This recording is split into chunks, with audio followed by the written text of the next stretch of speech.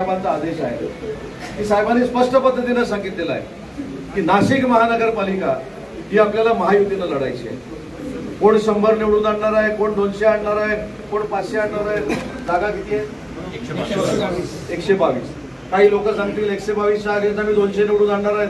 तुम्हाला त्याच्यावर स्टेटमेंट द्यायची काहीच गरज नाही. जे काय स्टेटमेंट द्यायचंय, जे काय करायचं ते दादासाहेब करतील हा स्पष्ट आदेश आदरणीय एकनाथ शिंदे साहेबांचा आहे आणि तो खऱ्या अर्थानं निरोप घेऊन आज मी कार्यकर्त्यांमध्ये आलोय.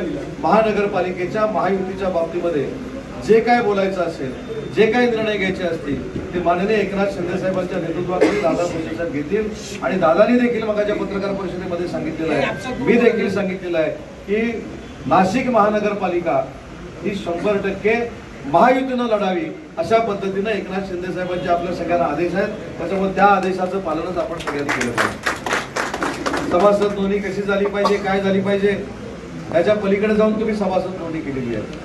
आज कार्यालय देखील तुम्ही सुसज्ज उभं केलेलं आहे, पण या कार्यालयाचा उपयोग आता विकास कामासाठी झाला पाहिजे. आज या नाशिककरांसाठी अजून एक मी निर्णय घेतलाय जो शिवसेनेला घोषणा हवा आहे.